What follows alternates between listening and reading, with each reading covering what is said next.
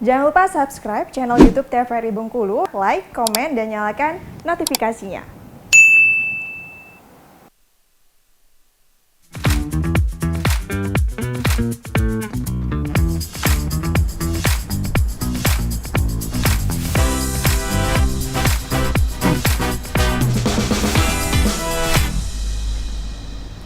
Balik lagi di Opini, obrolan pagi ini masih dengan tema yang sama, yaitu bahasa simbol seni lukis bersama dengan Bang Romi, nih, praktisi seni. Bang Romi, kenapa sih lukisan itu mahal harganya? Kalau ini berapa sih Bang harganya? Kalau dari ukuran aslinya ya, 100 Ya. kali 120 cm ya? Ini apresiasi terbesar yang pernah diberikan oleh penyelenggara lomba di Bengkulu,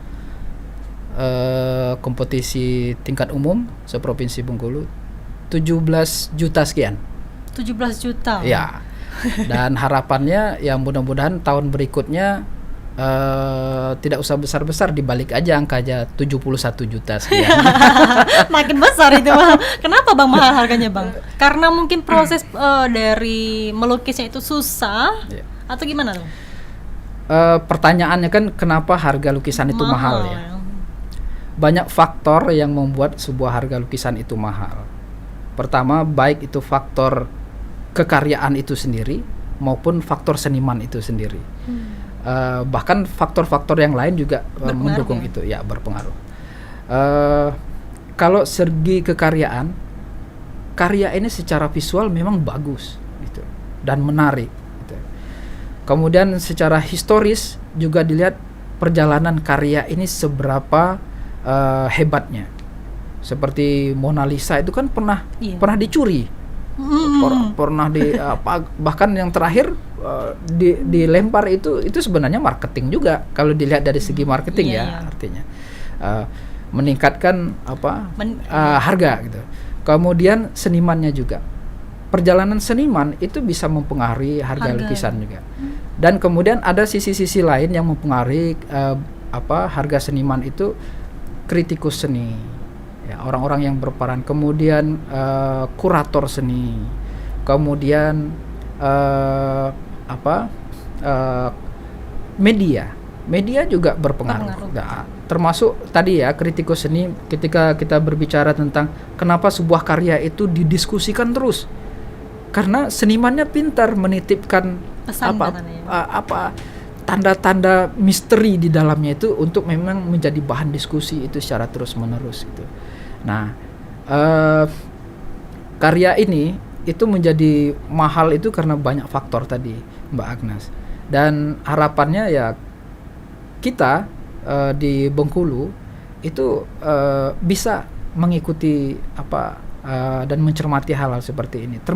Termasuk juga ke depan, kenapa karya itu menjadi mahal ya karena pasarnya juga gitu. Kalau pasar di Bengkulu tergolong gimana Bang? Kalau pasar, banyak peminatnya? Ya, pasar di Bengkulu ini belum banyak minatnya. Artinya kita memang PR bagi semua seniman Bengkulu harus lebih ke tengah lagi untuk berbicara ya.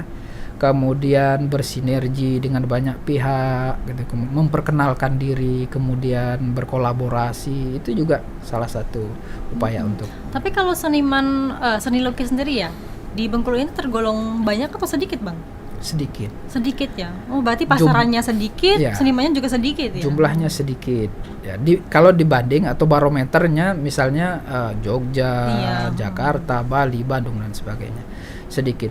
Dan yang aktif lebih sedikit lagi gitu. Karena banyak yang tumbang nih. Kenapa tumbang? Kan itu persoalan kan, pertanyaan.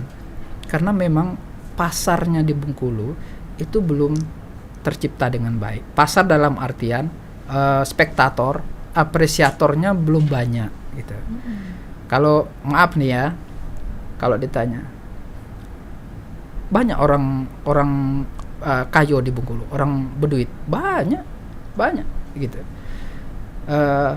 Tapi kenapa mereka tidak punya ketertarikan terhadap barang seni gitu kan? Sementara kalau teori Abraham Maslow itu, kalau orang kaya itu yang paling tinggi itu adalah apa? Itu ketika dia menguasai barang seni gitu. ketika dia mengkoleksi barang-barang seni gitu. Berarti sebenarnya banyak faktor ya, ya, Bang, banyak yang faktor. menjadi nilai jual Kalau- dari sebuah seni. Kalau kita di Bengkulu, orang berpikir gini, meskipun yang tadi kita bilang kaya ya, mohon maaf, daripada beli lukisan, mak beli motor gitu.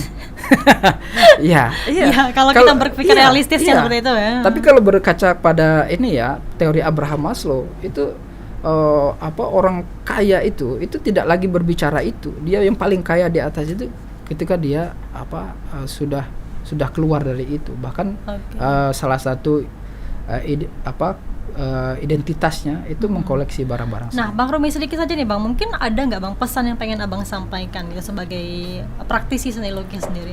Ya, dialog kita pagi ini itu bagus sekali karena pesan saya adalah, ayo kawan-kawan seniman, itu kita mencoba untuk menitipkan bukan hanya sekedar keindahan visual semata, tapi seniman harus pintar, seniman harus cerdas, dan dia bisa menitipkan pesan-pesan baik itu secara eksplisit maupun tersembunyi di dalam karyanya yang nanti akan menjadi pembicaraan secara terus-menerus, potensinya ke sana dan impactnya secara finansial ya akan membesarkan senimannya juga. Oke, baik, kita harapkan semoga seniman di Provinsi Bengkulu bisa terus berkarya dan juga bisa membawa nama Bengkulu nih, bukan cuma dari Provinsi Bengkulu tapi juga kancah nasional. Betul. Nah, terima kasih Bang Romi Siap. sudah bersama kami di Opini pada pagi hari ini. Terima kasih, sama-sama. Semoga kita bisa berjumpa lagi ya Bang di lain waktu dengan tema yang berbeda mungkin ya Bang.